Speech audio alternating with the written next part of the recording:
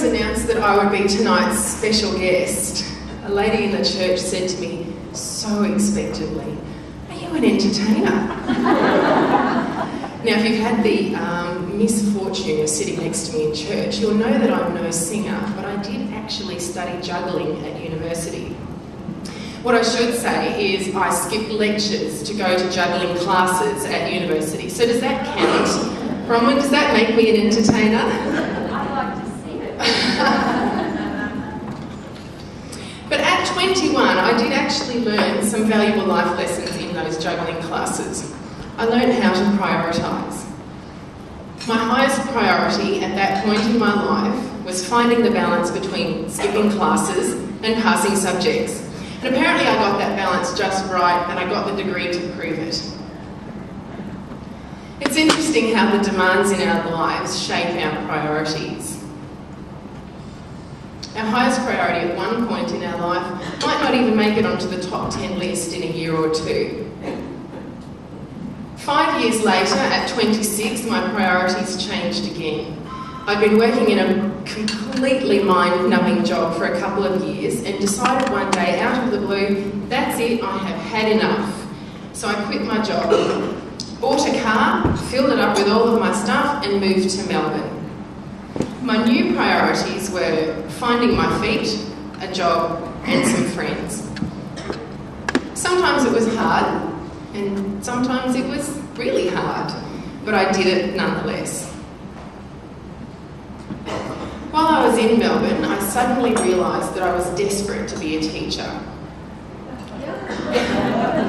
Who wouldn't want to look like that? My priorities shifted again and I went back to university to learn more about teaching. After a year of teaching at a fantastic school in Victoria, my priorities changed again. At 28, I had decided that I was never going to get married, largely because there was nobody that was even vaguely suitable. And I was never going to have children. My brother, on the other hand, was married and was beginning to have children of his own. So I decided to go and live near them and be an active auntie in Townsville. So I packed up my car, drove it 3,000 kilometres north and began my life up there. I had a job to go to, I had family nearby, and I was enjoying my new role as spinster aunt. But one Sunday morning, across a crowded congregation, there he was, a real ring-dinger.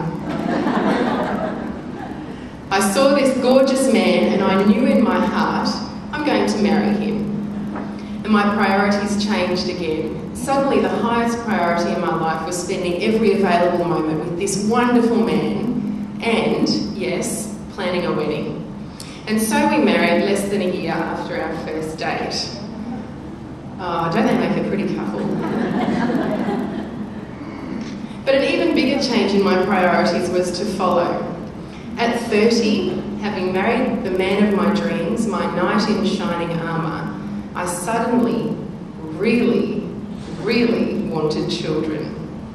And so, less than a year after we were married, God blessed us with our little boy, Sam. That was a very strange time in our lives. Giving birth for the first time is fairly life-changing, as we all know. And the seismic shift in priorities that comes with it is huge. You are now suddenly responsible for this tiny bundle of helpless baby. You've got 4 priorities. Sleep, sleep, sleep. Oh, and making sure that the baby is fed, clothed, clean, dry, nappy. But I'm fairly sure that my priorities at that point in time were different even compared to yours. Sam was born at 9:13 p.m. on Friday the 12th of May. It was the Friday before Mother's Day. 36 hours later, my highest priority was to get to church. Church started at 9:30 in the morning. I was desperate to get there. Going to church was a very regular and normal part of our lives at that point, and I was desperate for that sense of normal that day, partly for two reasons. Partly because I'd been in a windowless cubicle for 4 days by that point and was just going crazy. And partly because it would be my only chance to go to church with my new family for that entire year. The following Friday lunchtime, when Sam was just over 6.5 days old, my soldier husband Troy left for a 7-month deployment to Iraq. Now let's talk about priorities.